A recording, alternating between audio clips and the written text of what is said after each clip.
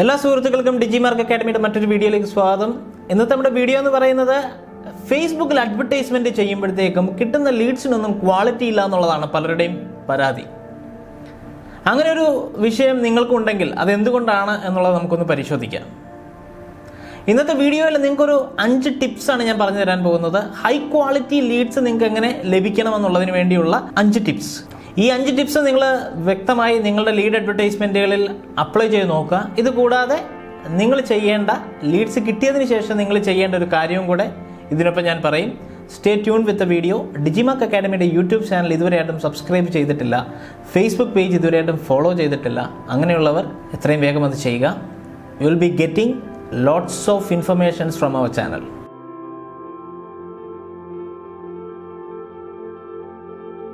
Lead advertisement ചെയ്യുമ്പോൾ എല്ലാവരും ചെയ്യുന്നൊരു കാര്യമുണ്ട്. കസ്റ്റമർ പ്രൈസ് കാണാതിരിക്കട്ടെ. പ്രൈസ് കണ്ടില്ലെന്നുണ്ടെങ്കിൽ ഒരുപാട് ലീഡ്സ് നമുക്ക് കിട്ടും. പിന്നെ കിട്ടിയ ലീഡ്സിൽ നിന്ന് നമുക്ക് എങ്ങനെയെങ്കിലും പ്രൈസൊക്കെ പറഞ്ഞ് അവരെ കൺവേർട്ട് ആക്കാം. ഇങ്ങനെ നിങ്ങൾ ചിന്തിക്കുന്നത് കൊണ്ടാണ് ആദ്യം തന്നെ നിങ്ങളുടെ കസ്റ്റമേഴ്സ് ക്വാളിറ്റി കസ്റ്റമേഴ്സ് അല്ലാതായി മാറുന്നത്. നിങ്ങളുടെ പ്രൈസ് വളരെ വിസിബിളാണ്, പോസ്റ്ററിലും അതുപോലെ നിങ്ങൾ എഴുതിയിരിക്കുന്ന കണ്ടന്റിലും വിസിബിൾ ആണെന്നുണ്ടെങ്കിൽ ആ പരസ്യത്തിൽ അപ്ലൈ ചെയ്തിരിക്കുന്ന ആളുകൾ അതിനെക്കുറിച്ച് വ്യക്തമായി ധാരണയോടുകൂടി തന്നെയാണ് പരസ്യത്തിൽ അപ്ലൈ ചെയ്തിരിക്കുന്നത്. അങ്ങനെയുള്ളവരാകുമ്പോൾ നമ്മളുടെ പ്രോഡക്റ്റിൽ കിട്ടിയിരിക്കുന്ന ലീഡ്സിനെ കൺവേർട്ട് ചെയ്തെടുക്കാനും എളുപ്പമായിരിക്കും. രണ്ടാമത്തത്, നിങ്ങൾക്ക് വരുന്ന ഓഡിയൻസിനെ നിങ്ങൾ എപ്പോഴും ഫോളോ അപ്പ് ചെയ്യുന്നുണ്ടാവാം, എന്നാൽ ആ ഓഡിയൻസിനെ സേവ് ചെയ്യാൻ നിങ്ങൾ മറക്കുന്നു. കസ്റ്റം ഓഡിയൻസ് ആയിട്ട് അവരെ സേവ് ചെയ്യാനും കസ്റ്റം ഓഡിയൻസും ലുക്കലൈക്ക് ഓഡിയൻസും ഒക്കെ ഫേസ്ബുക്ക് ഫീച്ചേഴ്സിന് ഉപയോഗിക്കാനായിട്ട് നിങ്ങൾ മറക്കുന്നു. അതെന്താണെന്ന് നിങ്ങൾ മനസ്സിലാക്കുന്നില്ല. കസ്റ്റം ഓഡിയൻസിനെ സേവ് ചെയ്തെങ്കിൽ മാത്രമേ നമ്മൾക്ക് കിട്ടിയ ലീഡ്സിനെ ഹൈ ക്വാളിറ്റി ലീഡ്സ് ആക്കി പിന്നീട് നമുക്ക് മാറ്റാൻ സാധിക്കുകയുള്ളൂ. കസ്റ്റം ഓഡിയൻസിനെ സേവ് ചെയ്യാൻ നിങ്ങൾ മറന്നു പോയിട്ടുണ്ടെങ്കിൽ നിങ്ങളുടെ കസ്റ്റം ഓഡിയൻസിനെയും സേവ് ചെയ്യുക. മൂന്നാമതായിട്ട്, ഈ ലീഡ് ഫോം സബ്മിറ്റ് ചെയ്യുമ്പോൾ ഹയർ ഇൻറ്റൻറ്റ് എന്നുള്ളൊരു ചോദ്യം ഫേസ്ബുക്ക് നമ്മളോട് ചോദിക്കുന്നുണ്ട്. ഹയർ ഇൻറ്റൻറ്റ് എന്ന് പറഞ്ഞാൽ കസ്റ്റമറുടെ അടുത്ത് ഫേസ്ബുക്ക് അങ്ങോട്ട് തന്നെ ചോദിക്കും, നിങ്ങൾ ഈ ഒരു ഡേറ്റ സബ്മിറ്റ് ചെയ്യാൻ പോവുകയാണ്, ഇത് സബ്മിറ്റ് ചെയ്യണോ വേണ്ടയോ എന്നുള്ളത് നമ്മുടെ ഓഡിയൻസിൻ്റെ അടുത്ത് ഫേസ്ബുക്ക് ചോദിക്കുന്നതാണ്, അങ്ങോട്ട് ചോദിക്കും. അപ്പോൾ customer yes I know I proceed എന്നുള്ള രീതിയിൽ കൊടുത്താൽ മാത്രമേ ഈ ലീഡ് നമുക്ക് വരികയുള്ളൂ. അപ്പോൾ നമ്മൾ ചെയ്യുന്ന പരസ്യത്തിനെ കുറിച്ച് വ്യക്തമായ ധാരണയോടുകൂടി തന്നെയാണ് അവരത് സബ്മിറ്റ് ചെയ്യുന്നതെന്നുള്ള ഉറപ്പും ഉണ്ടാവും. ഇത് നമുക്ക് കിട്ടുന്ന ലീഡ്സിൻ്റെ ക്വാളിറ്റി കൂട്ടുകയല്ലേ ചെയ്യുന്നത്.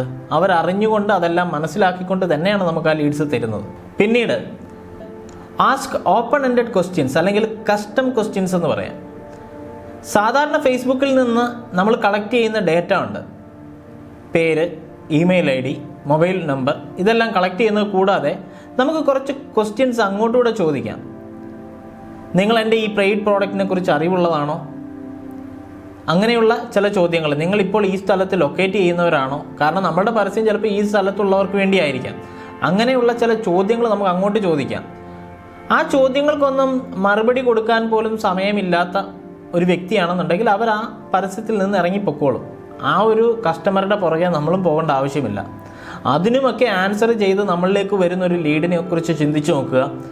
നമ്മുടെ പ്രോഡക്റ്റിനെ കുറിച്ച് നല്ല രീതിയിൽ മനസ്സിലാക്കി അവർക്കിതിനെക്കുറിച്ച് ഡീറ്റെയിൽഡായിട്ട് അറിയണം.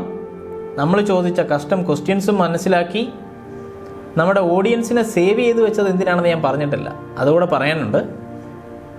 രണ്ടാമത്തെ സ്റ്റെപ്പിൽ പറഞ്ഞ കസ്റ്റം ഓഡിയൻസ്. അപ്പോൾ ഇത്രയും കാര്യങ്ങളൊക്കെ ചെയ്തിട്ട് വരുന്ന ഓഡിയൻസ് തീർത്തും ഹൈ ക്വാളിറ്റി ആയിരിക്കും, അതിലൊരു സംശയം നിങ്ങൾക്ക് വേണ്ട. അഞ്ചാമത്തെ സ്റ്റെപ്പ് എന്ന് പറയുന്നത് റീമാർക്കറ്റിംഗ് ചെയ്യുക എന്നുള്ളതാണ്. സാധാരണ ഒരു ആഡ് ചെയ്തിട്ട് അങ്ങ് പോവുകയല്ല നമ്മൾ ചെയ്യേണ്ടത്. ഫേസ്ബുക്കിൽ പരസ്യം ചെയ്യുന്നവരൊക്കെ ശ്രദ്ധിക്കുക. ലീഡ് ആഡ്സ് ചെയ്ത് കഴിഞ്ഞ് കഴിഞ്ഞാൽ ഫേസ്ബുക്കിൻ്റെ തന്നെ റിസോഴ്സസ് ഉപയോഗിച്ചും നമ്മൾ സെക്കൻഡ് സ്റ്റെപ്പിൽ പറഞ്ഞ കസ്റ്റം ഓഡിയൻസിൻ്റെ റിസോഴ്സസ് ഉപയോഗിച്ചും നമുക്ക് റീമാർക്കറ്റിംഗ് ചെയ്യാൻ സാധിക്കും. നമ്മളിലേക്ക് അപ്ലൈ ചെയ്ത യൂസേഴ്സിനെ വീണ്ടും നമ്മളുടെ മറ്റൊരു പരസ്യം കാണിക്കാനോ നമ്മളുടെ ഓഫേഴ്സ് കാണിക്കാനോ ഒക്കെ സാധിക്കും.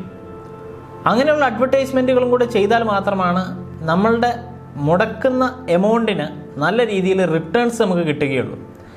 വെറുതെ ഒരു ലീഡ് ആഡ്സ് ചെയ്താൽ നമുക്ക് ഒരുപാട് ഡേറ്റ കിട്ടുമെന്നുള്ളതല്ലാതെ അതിൻ്റെ 10% 20% കൺവേർട്ട് ആകാം. ഇപ്പോൾ പ്രത്യേകം ശ്രദ്ധിക്കുക. ഇന്ന് പറഞ്ഞ ഈ 5 പോയിൻറ്റ്സ് പ്രത്യേകം ശ്രദ്ധിച്ചാൽ നിങ്ങൾക്ക് വളരെ ക്വാളിറ്റി ആയിട്ടുള്ള ലീഡ്സ് ജനറേറ്റ് ചെയ്യാനായിട്ട് സാധിക്കും. പിന്നീട് നിങ്ങളടുത്ത് ഞാൻ പറഞ്ഞതുപോലെ ഒരു സ്പെഷ്യലായിട്ടുള്ളൊരു കാര്യം, നമ്മൾ ഈ വീഡിയോ ഈ ലീഡ്സ് എല്ലാം കിട്ടിയതിന് ശേഷം നമ്മളിങ്ങനെ ഫോളോ അപ്പ് ചെയ്താൽ മാത്രം പോരാ, അതിന് നമ്മൾ മാർക്കറ്റിംഗ് ഓട്ടോമേഷൻ കൂടെ ചെയ്യണം.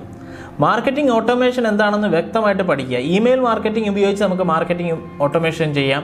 ചാറ്റ് ബോട്ട് മാർക്കറ്റിംഗ് ഉപയോഗിച്ച് നമുക്ക് മാർക്കറ്റിംഗ് ഓട്ടോമേഷൻ ചെയ്യാം. അപ്പം മാർക്കറ്റിംഗ് ഓട്ടോമേഷനെ കുറിച്ചും വ്യക്തമായിട്ട് മനസ്സിലാക്കിയിട്ട് മാർക്കറ്റിംഗ് ഓട്ടോമേഷൻ കൃത്യമായി ചെയ്താൽ തീർച്ചയായിട്ടും നമ്മളുടെ പ്രോഡക്റ്റിലേക്ക് നമ്മൾ അറിയാതെ തന്നെ ഈ ക്ലയൻറ്റ്സ് എത്തിച്ചേരും. അപ്പോൾ ഇന്നത്തെ വീഡിയോ ഞാൻ അവസാനിപ്പിക്കുന്നു. അപ്പോൾ ആദ്യം പറഞ്ഞ കാര്യം മറക്കണ്ട, ചാനൽ സബ്സ്ക്രൈബ് ചെയ്യാത്ത സുഹൃത്തുക്കൾ സബ്സ്ക്രൈബ് ചെയ്യുക. വീണ്ടും മറ്റൊരു വീഡിയോയിൽ കാണാം. Till then bye. Subin Yusuf from Digimark academy.